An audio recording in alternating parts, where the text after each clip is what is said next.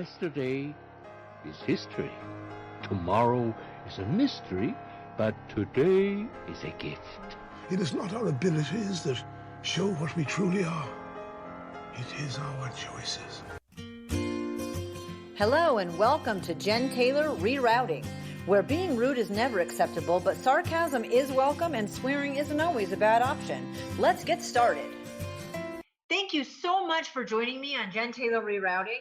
My goal is that every guest becomes a friend, and I feel truly blessed to know the people that I've interviewed.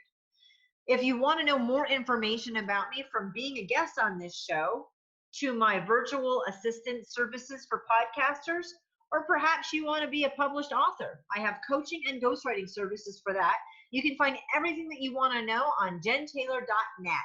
Remember to give a shout out, share, like, give me some feedback on all of my interviews. I'm happy to join in on a conversation with you. Have a great day. Today, I have the distinct pleasure of interviewing someone that I've actually met through the podcasting world, Devon Trube. Devon, how are you today? I'm doing all right. How are you doing? I'm great. And today is your first interview ever. We're pretty excited about that. Yeah. And Devon, you and I met you and your wife at a podcast event recently here in Reno. And the person who was heading it said, hey, there's a couple over there and they also have a podcast and live in Reno. So I went over and accosted you. So you guys have a couple shows. You have a podcast where you and your wife review shows that are streaming like Netflix or Amazon Video. Okay. Tell me about your podcasts. So that's the Streamer's Guide to the Galaxy. We do just that. We're primarily hitting up on a lot of Netflix right now, just because we're hearing from folks on social media that not as many people have Amazon Video and Hulu and things like that. We're both really big movie buffs and TV buffs, so we figured we'd try a go at it. We're pretty heavy podcast listeners as well, so it was cheap to get into it, and we're having a lot of fun with it. And actually, you could jump in probably, and we can do an interview on starting podcasts and supporting that, because you and I have shared information on that. Well, what do you think of this? And then you have another podcast where you actually play Dungeons and Dragons called Rocks Fall, Everyone Dies.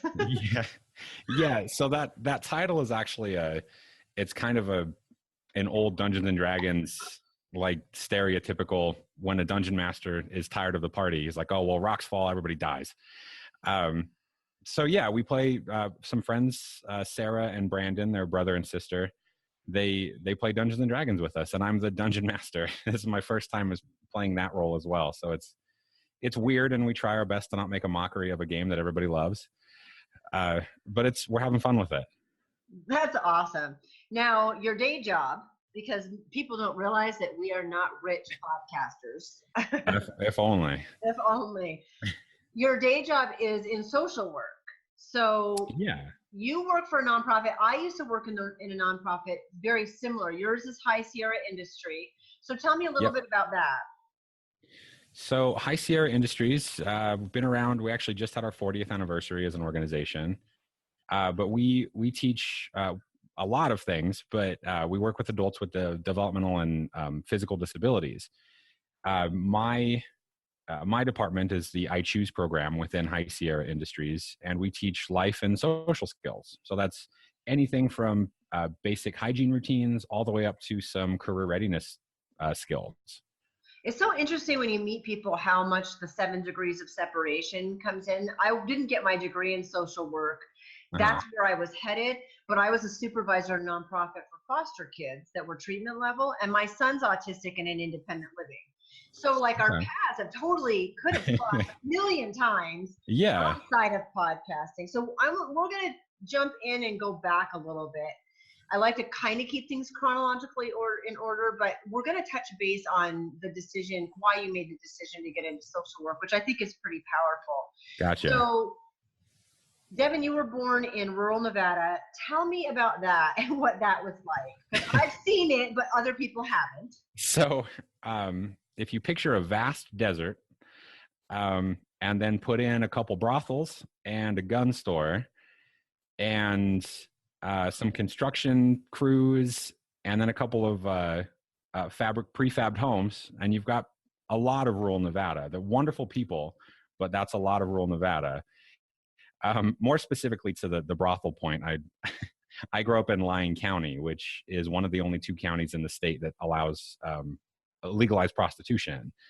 I grew up right down the street from the Bunny Ranch, so that's fantastic. I've seen the Bunny Ranch. I haven't visited there myself, but heard great things. Oh yeah. I think in rural Nevada, the only other thing that you miss that's in some of rural Nevada is mining.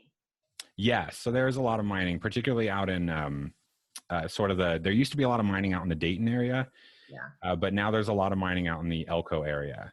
So this is really literally prefab homes, kind of, it looks like trailers. It looks very run down, salt of the earth, hardworking people. Yeah. And that's where you grew up. So how big was the town? Well, I grew up in a town called Mound House. And for any Nevada listeners here, if you haven't heard of it, you're not alone. It had about 200 people in it. Until 2012, we didn't even have a sign on the road that said, "Welcome to Mound House."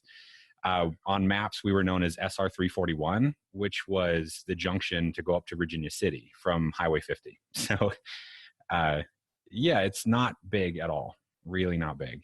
How big was the school? So I actually, Mound House wasn't big enough to have a school. So we were bussed out to Dayton, which was the neighboring town. It was less than 1,000. All 3 of the schools were right next to each other. And my graduating class had about 120 people, if that. Okay, that's actually bigger than I thought, but yeah, that makes sense. Yeah, so those were at the time, the high school I graduated from was the only high school in that part of Lyon County. So there was a whole bunch of different areas that were being funneled into that high school. Right, and that's a lot less expensive than building a new school in a small area. Right. Yeah. I grew up in Vermont, and a lot of that, and I lived in Alaska, very similar rural mentality that we have here in Nevada. So your mom and dad met and got married, and he had 2 children from a previous relationship, and she adopted them. Yeah. So my dad's first wife was a pretty heavy drug user, and she ended up abdicating her parental rights. So my mom stepped in and adopted them. And tell me a little bit about them, your sister and brother. Oh, okay. So my sister is 6 years older than me. I'm the youngest of the 3, obviously. But she is pretty unscathed physically from the stuff that went on when they were kiddos. But she is now also working with adults with disabilities out in Carson City. She has a daughter. She's 11. Nope, actually just turned 12. Yeah, she just turned 12. And my brother actually, he just got married and is living out in Herlong, California. And that's pretty phenomenal. Oh, right by the prison. Is that where it is? Yeah, I believe so. Yeah, there's a prison out there. I don't know how I have useless facts in my brain, but I do. So it's pretty astounding. He just got married, and tell me a little bit about him, because he's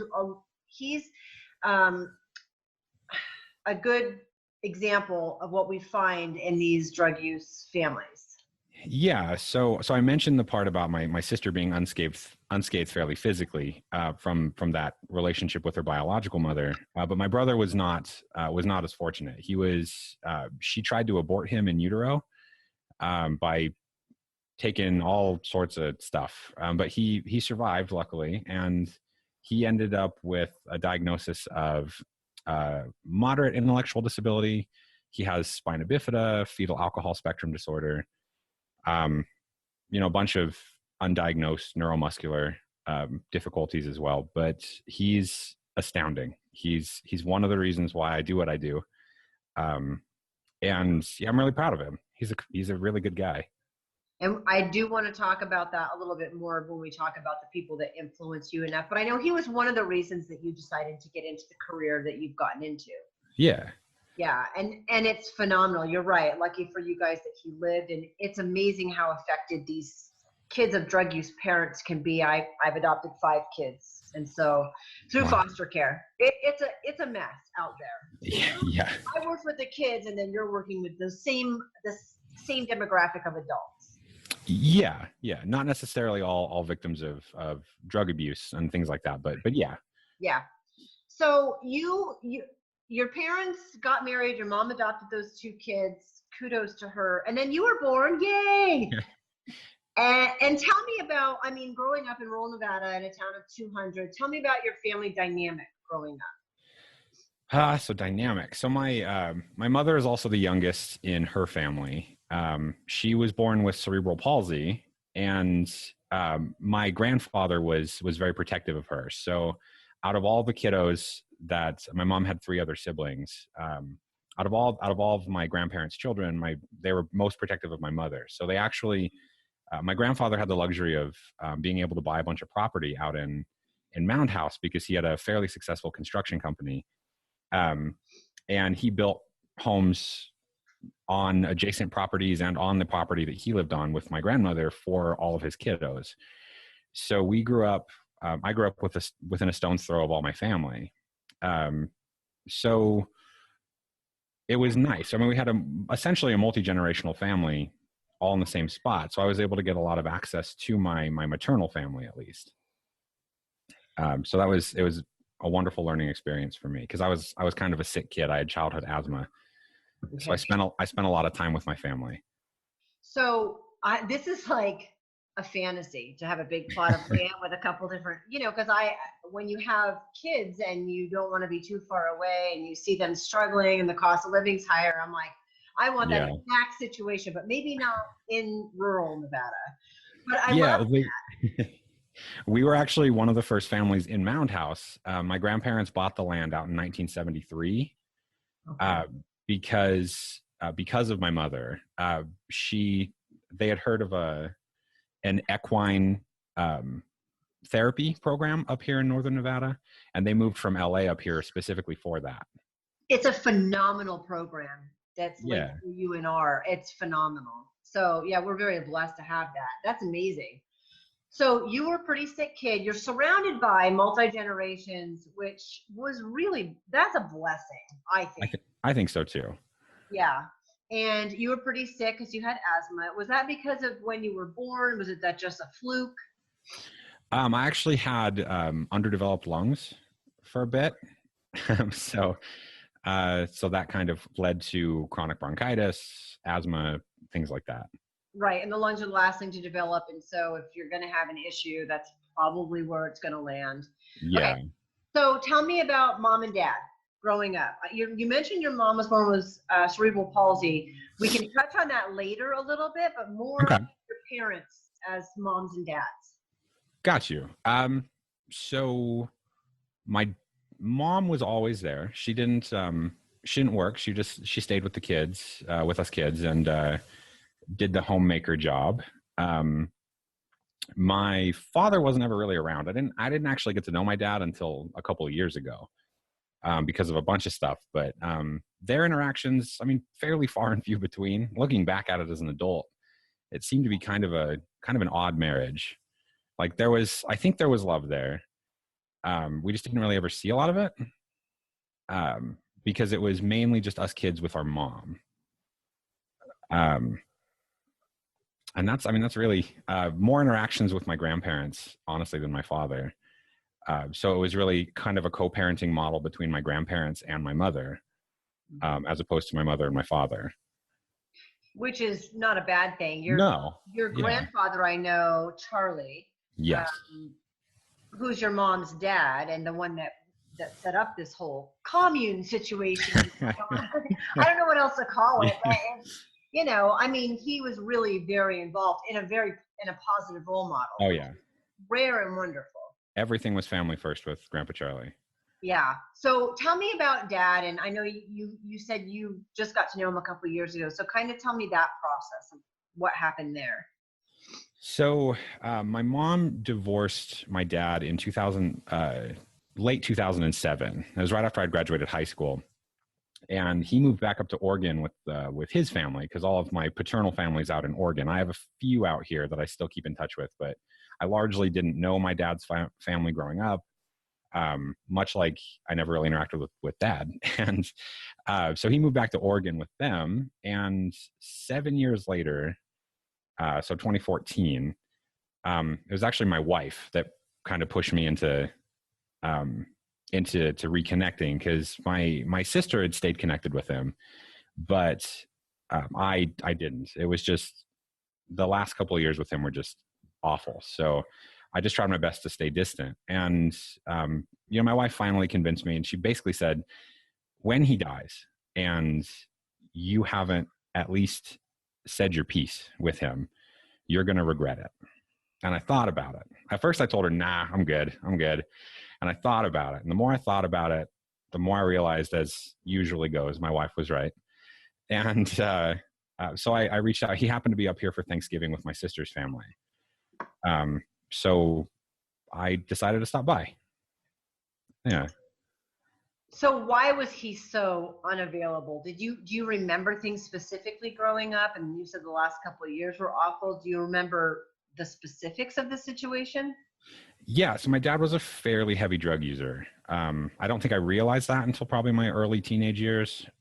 He just wasn't ever there. He had the 3-acre property that we grew up on. He had a camper shell sort of deal that was attached to an antique truck that my great grandfather had left to him.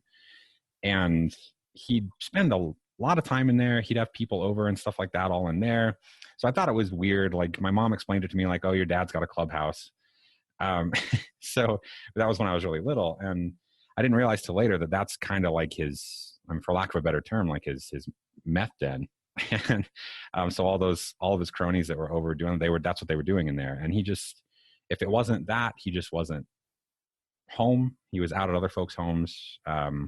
He'd tell the family he was going on business trips and then go on week-long benders in Oregon and California and stuff like that. So, but the last couple of years, he was fairly verbally aggressive. I never saw anything, but I get the feeling that there may have been some physical stuff with my mom. So those are really the major reasons why I didn't want to keep in contact, because quite frankly, I was just so angry internally, which is not a good thing, by the way. For all the listeners out there, don't hold that shit in. It's awful. Yeah. No, don't. But contacting your dad, you don't have to go 0 to 60 either. You can deal with a lot of stuff in other ways. And we are going to talk about some of that too. You can build an arsenal, a toolbox of things to get you through things, therapy, whatever works for people. I don't care if you meditate or do yoga, but you can get through that anger without having to address that person. But you ended up addressing him. So how has it been since then? It's been nice. I'm tentative about stuff still, just because for 18 years he was this one person, and now he's this totally different person. He moved up to Oregon, and his father passed away. And we've had, he had some other family member pass away as well due to their, illicit activities and things like that. He started going to church. He actually remarried very recently. He seems to be doing better. He's lost some weight. He doesn't seem like he's on any sort of drugs at the moment, and he's wanting to stay connected. So I'm giving him that bridge. Okay. That's pretty astounding. It's a very difficult thing for an adult to do when, as a child, you lived through some of that abuse sort of situation. So kudos to that. My father did pass away before, and I did try to connect, and it was just a disaster. And so I was okay not connecting at that point. And then he did pass away. And, so it's good that you've at least, that he was willing, I guess. Your willingness, that's great. That's amazing. But, it has to go both ways. I think so too. And a lot of these adults, we're in a kind of a generational where a lot of our parents were alcohol and drug abusers. And so it's hard for us to reach out. When we do, it's sometimes impossible for them to do it back. So it's a pretty amazing thing. So you're growing up, you have asthma a lot, otherwise, except for rural Nevada, pretty standard life. Yes and no. I think looking back, I didn't have a bad childhood. I had a very stressful childhood. Okay. So that's what I want to jump into right there. Lay it on me. So I was diagnosed in the 6th grade with a generalized anxiety disorder. There was just on my grade. I went to school. My grades started to slip. I ended up, there was some self-isolation looking back that was happening. And my mom noticed something was wrong, and she took me into the doctor, and I was diagnosed with the generalized anxiety disorder. Stress is something that I've learned to deal with my whole life. It's still there. Definitely not to the point where I'm having panic attacks in the middle of my English class, but it's still there. And I was okay taking the medication at the time, but I was very cognizant that I needed to find alternative means to handle my own stress, because even as a kid, I didn't want to become dependent, because I saw my dad taking things, and I saw his friends taking things, and now all of a sudden I was taking things. And I don't think I really drew a distinction between the two until later. But in my childhood mind, I was now doing the things that my father was doing, and I knew those things were bad. Wow. That's pretty heavy, because they're not the same thing, but like you said, your childhood mind. It's pretty amazing also in 6th grade. Well, I can understand because you felt that way. You wanted to find alternatives, because it's pretty amazing as a 6th grader that you're thinking, I need to figure out a way other than medication to get through this. Yeah. I credit a lot of that kind of higher order thinking to my grandfather, because I did spend a lot of time with him as a child, and I learned a lot, like how to be. I mean, I was essentially, my mom, looking back, she said, you were essentially an adult by the time you hit middle school. And I credit that to my grandfather, honestly. And I don't think that that's a bad thing. I would have called you after meeting you one time, now we're BFFs. I would have called you like an old soul, the person that grows up fast, because that's kind of intuitively who you are. I get that a lot. I mean, I'm only 28. I feel terribly old, but I get that a lot. I get that I'm still young, and I have a lot of responsibility with jobs and all that stuff. But I do. A lot of people looking back have said that about me. Yeah, I can see that. So you were on medication and you saw a therapist, and that kind of went away. Did you stop taking the medication? Did mom take you off of it? So a couple of different things happened with that. So if my mom ever hears this, she's probably gonna be really mad at me. But there was a window in the master bathroom to our house that I would just kind of throw them out when she'd give them to me. Oh, so they would spill inadvertently, accidentally spill out. So, I mean, that would happen sometimes. I mean, I'd take them sometimes. But I mean, it was really me just wanting to, I just didn't want to take them, honestly. Right. And I can understand that. It's scary as a kid who watches your parents, and you don't want to become like that. Yeah. And that's still like, if I'm having like stress nightmares, that's kind of the thing where, like, you're walking around your house and you look in a mirror and like, oh shit, you're your dad. And it's rough sometimes, but I think I've mostly moved past it. So you were kind of, you stopped seeing the therapist, you kind of dumped the pills. So you were kind of left to deal with it on your own, because what was put in place wasn't happening. And you kind of just, like a lesson from your grandfather, you moved forward through all that. Yeah. So one of the things that, one of my personal heroes, as well, I also read a lot. So this plays into it as well. I'm a huge reader. And one of the things that I was into reading when I was a kid was biographies. And I actually read the biography of Teddy Roosevelt. Of course you did. And his whole the whole Roosevelt family mantra is forward. And so I just wanted to move forward. So that played a lot into it. I think that helped quite a bit. That's amazing. I mean, I've had sixth graders, and that's amazing.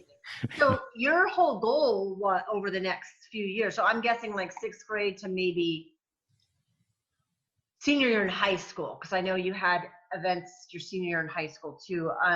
Yeah. That you were trying to figure out ways to calm yourself down, because this is anxiety. This is like intense. What were your anxiety attacks like?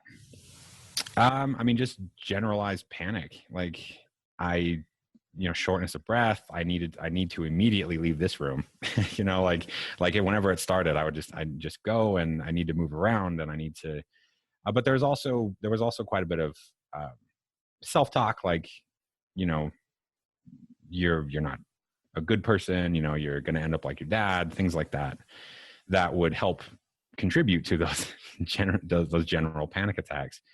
But it was something that I could feel coming on for a while. It had a bit of a head to it. So. Oh, that's awesome. Yeah. So that was one of the, I don't know, I guess good things about this whole thing was that I could feel it, and then I could adapt my coping strategies to kind of head those off before it broke out big time.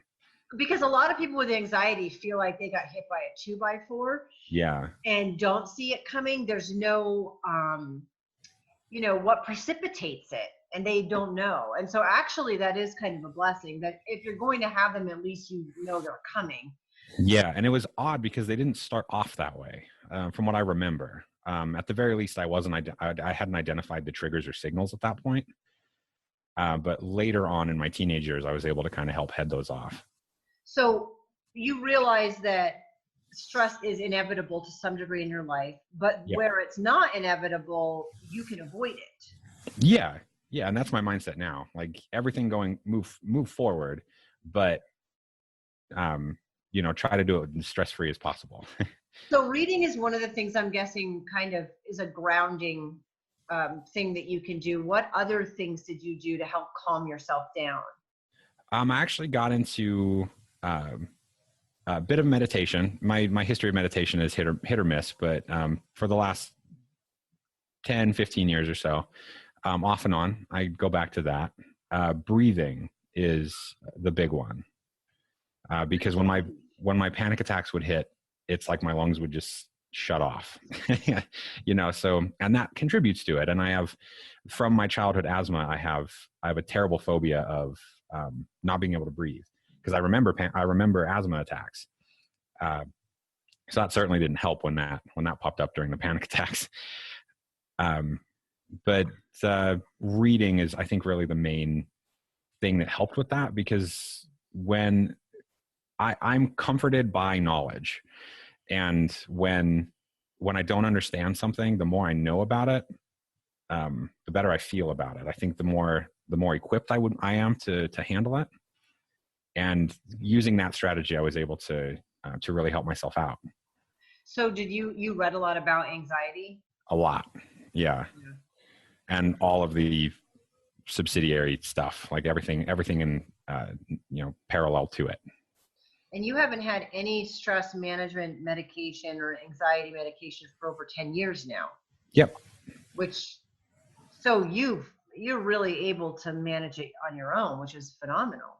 Yeah. I mean, support systems are something that I didn't realize I needed back when I was a teenager, but it helps having family. And my wife, Lauren, who is my rock, she's fantastic. And we've been together for 10 years.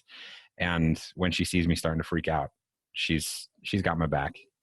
When I'm the person that doesn't have the anxiety with people that do have it. And I think sometimes we can see it coming almost better than you could see it coming. I think so. I think I've learned my own coping mechanisms to be with people that have anxiety issues. Yeah. And that's a great tool to be able to help calm someone down. Yeah. And it's helped me wonders. I mean, I have coping skills independently, and it helps that my wife is super awesome and helpful in that situation as well. She is pretty awesome. I would agree with you on that one. So with reading, and that was all through high school and everything, huh? Yeah. Okay. Now, grandpas are older than dads and us. So Yes. tell me what happened with grandpa. Because you're a kid in 6th grade, you're diagnosed with this anxiety disorder. You're on medication off and on. And grandpa's the rock. Mom's awesome, though. Oh, mom's amazing. I love my Mom's mother. amazing. She's the second part of my inspiration for who I am today. Like working to better the lives of people with disabilities. Her and my brother are the reasons why I do what I do. You know what? Let's jump in and talk about her real quick before we talk about grandpa. She was born, you said, upside down, so she was breached in the hallway in an LA hospital, 3 months premature. Yeah. So basically that. I mean, she was born in a really busy LA hospital. My grandmother had her in the hallway, and she came out backwards. And cerebral palsy, the idea behind it is that, it's a birth defect, it's a disability, things like that. It's not. It turns into a disability, but it is not a birth defect. It's an acquired disability from lack of oxygen to the brain, primarily during birth. And that's what happened to my mother. It's because her body was ready to start breathing, and she was still halfway in the birth canal. Right. And people don't, I mean, I'm still trying to understand that. I have a couple of friends that have cerebral palsy, and you're totally normal up until you have that lack of oxygen during Yes. birth. And then that's how you acquire it. Correct. So she and your brother's got spina bifida, Yep. and your mom's got cerebral palsy, and they never let that stop them. Oh, never. And I'm lucky, they're lucky in the fact that it never impacted any of their physicality. My brother is still going strong. My mother is starting to have side effects from just the strain on, like, cerebral palsy is not a degenerative disease, but or at least, I mean, doctors will call it a non-degenerative neuromuscular disorder. But the wear and tear on your body that having that diagnosis does, I mean, it wears your body down. Like, if you think about having every single muscle in your body tense, how long can you hold that? Not very long, because our muscles get tired, they get sore, things like that. My mother's body has been tense for 56 years, and that starts to tear muscles down. And so she's using a wheelchair now, but when I was younger, it never impacted her at all. And for the most part, she still doesn't let it impact her now. She's in her little wheelchair, and she zips around, and she's got a really good outlook. My grandparents set her up to be a mentally very healthy person, which is far better than physically healthy, I think. Yeah. Because physical health an accident, something can happen at any point. So yeah, and quite honestly, there wasn't a lot they could do back in the 60s and 70s about my mother's physical condition, so they may as well beef her up mentally. Right. And now your brother with spina bifida, what does he have to use for support for that? He's fully able to ambulate by himself with no supports or anything like that, but he does have a hole in his spine because of the spina bifida. So there is always the risk of, like, impacts to his spine causing more damage than a typical person's spine would take if they were hit. There's the concern of later in life, maybe some nerve damage, just nerve degradation, things like that. And those are all things that could come, and nothing we can predict at the moment. It's just something that mentally we just need to be prepared for. And they both kind of had the mindset, and you've adopted the mindset that, because these are pretty big disabilities, or they can be, but they didn't let those run their life. Oh, never. They ran their life with them. Yeah, I mean, my siblings and I grew up in a construction yard because, like I said, my grandparents ran a construction company. So, I mean, we were always running and climbing up and down construction equipment, and at one point, my brother and I, we'd have sword fights with big pieces of rebar. He's just the typical young male thing to do, I guess. But that never stopped him. Like, my brother's the life of the party wherever he goes. And And cognitively, it actually affected him very little.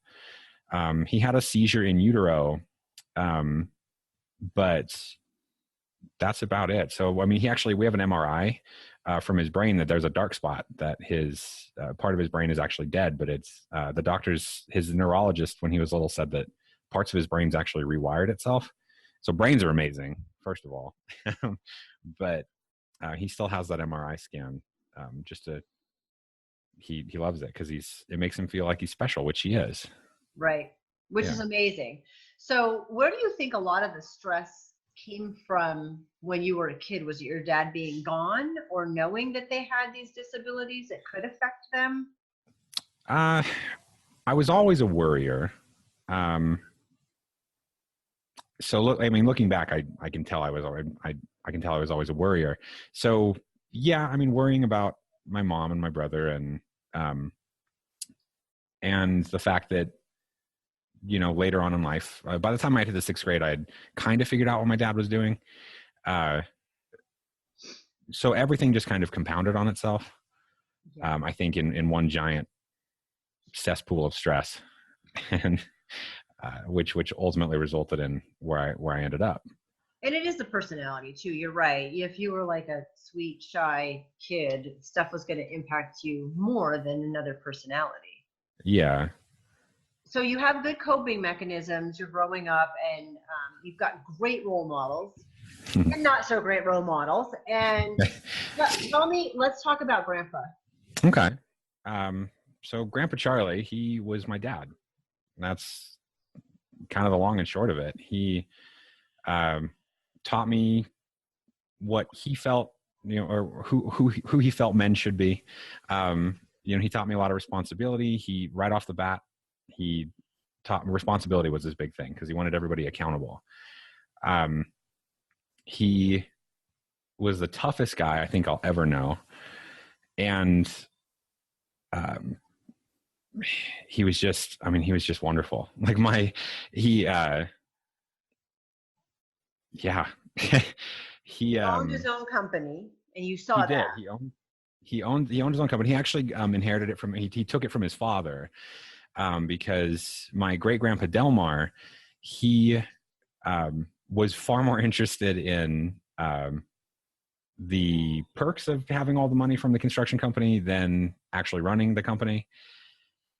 So my grandfather and his brother took it from him to run it, so they could just let my great grandfather and my great grandmother just kind of reap the rewards for starting it. And then they moved up here with it. So yeah, it was very successful, and he was able to kind of do what he wanted. I mean, the man loved NASCAR, so he bought a plot of land up in Mount House and opened the West Coast biggest dirt track. He always cared for his family. Like we didn't have a lot of money, but we didn't ever want for anything as far as the grandchildren went. And I think that toughness, like he never went to a doctor, and you just kind of, when you get hurt, you rub some dirt in it and move on. And that was his mentality. And I think that kind of led to ultimately what I feel was him dying far too early, because he didn't go to the doctor ever, really. And he ended up with lung cancer, which metastasized into his colon. And by the time anyone knew anything was wrong, the doctor said, "You're at stage 4, you have 3 months." And 6 months later, he passed, right before my high school graduation, which he was super, super looking forward to. That was hard. Yeah. So that was right around the time that I had stopped taking the meds kind of cold turkey as well. So I think I'm happy that I was able to have those coping skills to deal with that stress. And I had some good friends at the time to help me through it as well, as well as my family. But that was rough. It's still rough. It's even, 10 years later, I would have thought that, well, shit. You think this, I would hope that this thing, that it gets better, but you still miss him. It's not as on the surface, but you still miss the person. Yeah. You just learn how to live your life while you miss them. Yeah. Yeah. So you actually went to college, and where did you meet your wife? I met my wife right after I had graduated high school. So, which again is also one of my biggest regrets about him passing away, is because he would have loved my wife. Like, I think they would have gotten along splendidly. But I met her through a mutual friend in high school who moved from Dayton to Gardnerville, and she was going to high school in Gardnerville, Nevada. And we met each other, and for me, I was like, I've never really had any other sorts of relationships outside of my wife. And the second I saw her, my first thought was, I want that one. And that was it ever since. I mean, I chased her around for about 9 months, and we finally got together, and it's been wonderful ever since. Like, she's the best thing about me.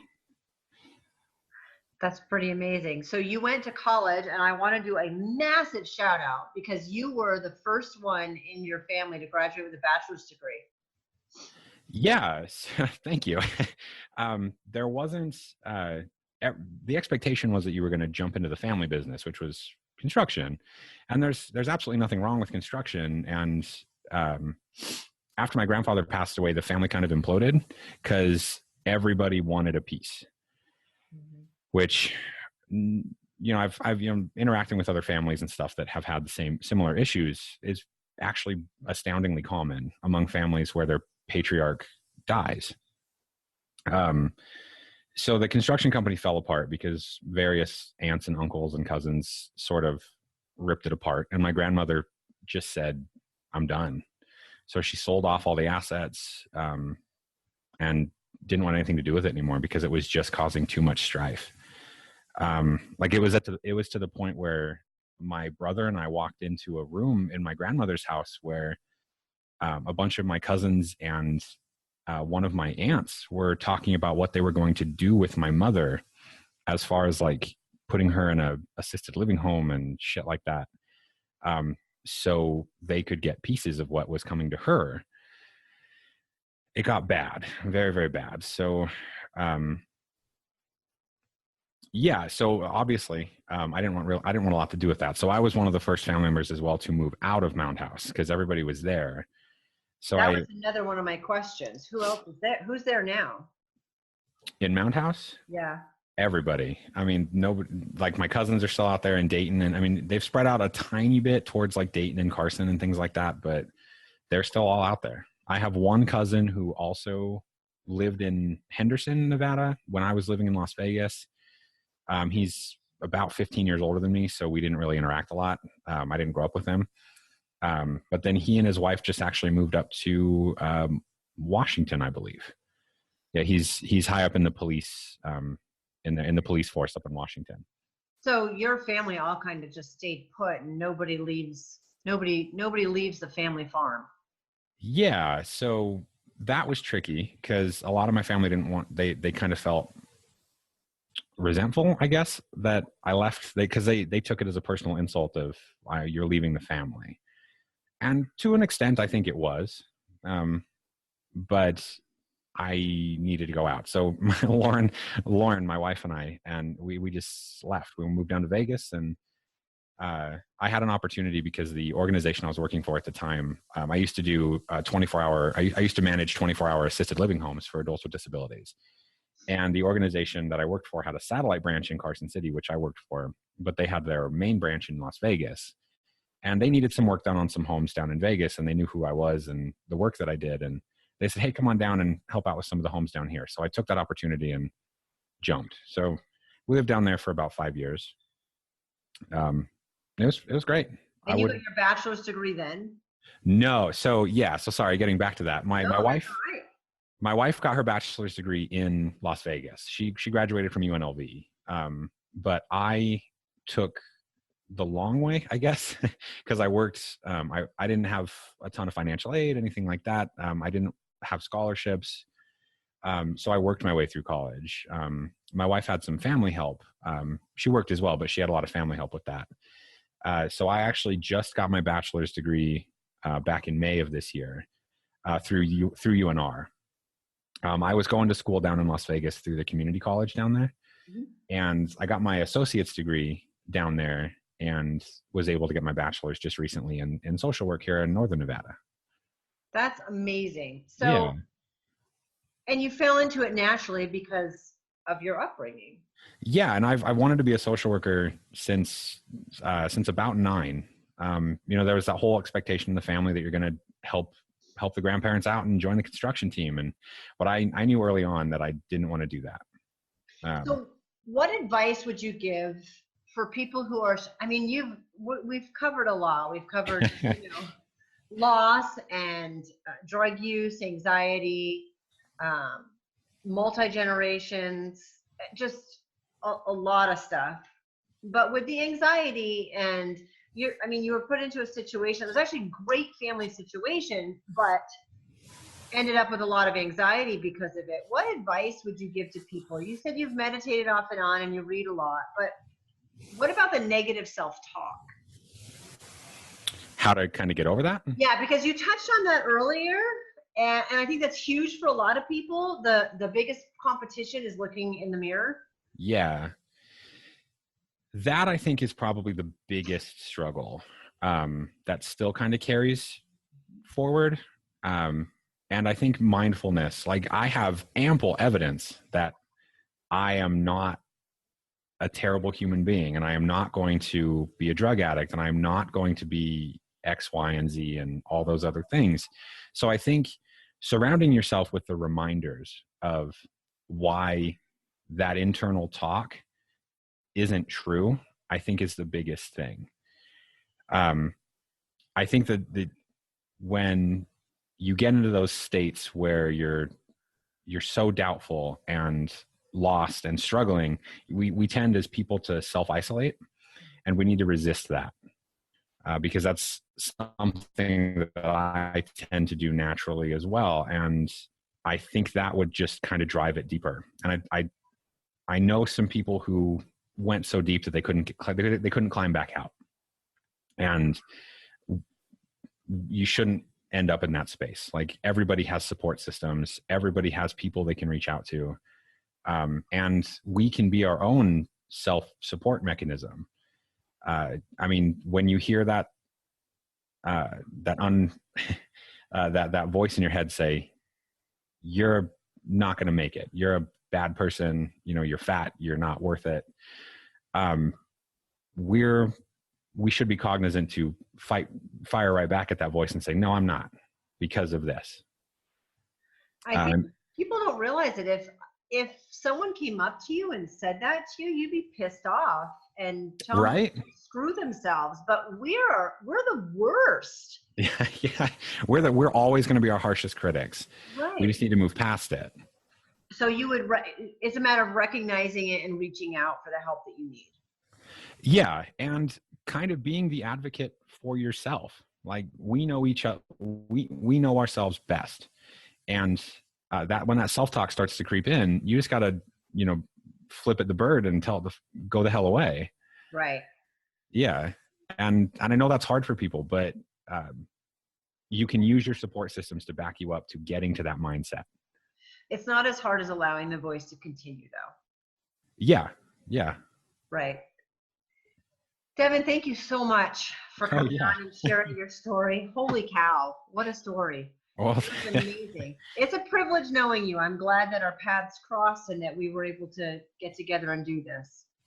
Yeah, it was wonderful talking to you. Thank you for having me on and absolutely in my very first interview. Yay! Cherries popped.